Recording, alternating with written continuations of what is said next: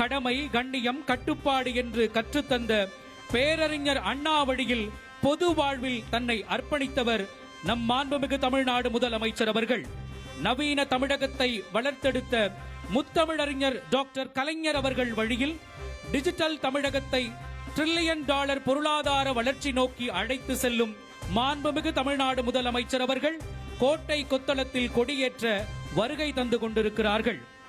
இந்தியாவிற்கே முன்மாதிரி திட்டமான வயது முதிர்ந்தோர் மாற்றுத்திறனாளிகள் இல்லங்களுக்கு சென்று ரேஷன் பொருட்களை வழங்கும் வரலாற்று சிறப்புமிக்க திட்டமான தாயுமானவர் திட்டம், மக்களிடம் செல், அவர்களோடு வாழ், அவர்களை நேசி என்ற பேரறிஞர் அண்ணாவின் கோட்பாட்டு பாதையில் நமது தமிழ்நாடு அரசு மக்களின் மீது கொண்டிருக்கும் அக்கறைக்கு மற்றுமொரு எடுத்துக்காட்டாக தமிழ்நாட்டில் உள்ள கடைகோடி மக்களுக்கும் அவர்கள் அன்றாடம் அணுகும் அரசு துறைகளின் சேவைகள், திட்டங்களை அவர்களின் இல்லங்களுக்கு அருகிலேயே சென்று வழங்கும் உங்களுடன் ஸ்டாலின் திட்டம், ஏழை எளிய மக்கள் தாங்கள் வசிக்கும் பகுதிக்கு அருகிலேயே இலவச சிறப்பு மருத்துவ பரிசோதனை மற்றும் நோய்களை ஆரம்ப நிலையிலேயே கண்டறிந்து உடனடியாக உரிய சிகிச்சை பெறுவதற்காக நலம் காக்கும் ஸ்டாலின் திட்டம் தந்தவர் நம் மாண்புமிகு தமிழ்நாடு முதலமைச்சர் அவர்கள். தமிழ்நாட்டில் உள்ள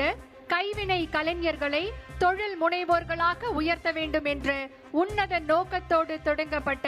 கலைஞர் கைவினை திட்டம் தூத்துக்குடியில்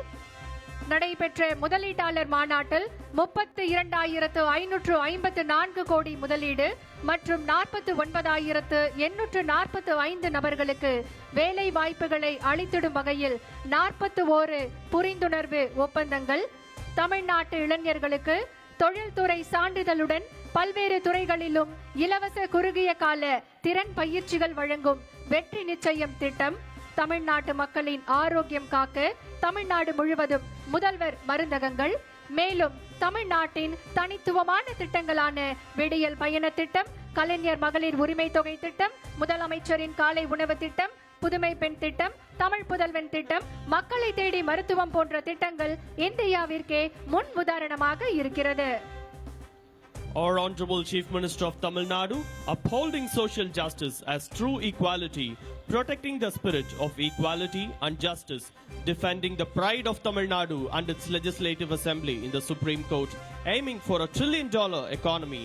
recognizing that women's freedom is the nation's true freedom, and launched the Kalaignar Magalir Urimai Thogai scheme, offering ₹1,000 monthly assistance to women heads of families by enabling free bus travel for women, trans person and person with disabilities, by building safe hostels for working women, by launching the Nan Mudalvan scheme to train lakh of youth in skill development,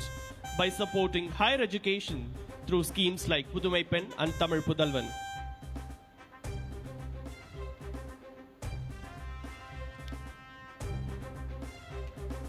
By standing strong in the fight for Tamil language rights and state autonomy, and by uniting the entire nation behind him, our visionary and parallel leader, our Honorable Chief Minister of Tamil Nadu, is guiding the Dravidian model of government towards success. Our Honorable Chief Minister of Tamil Nadu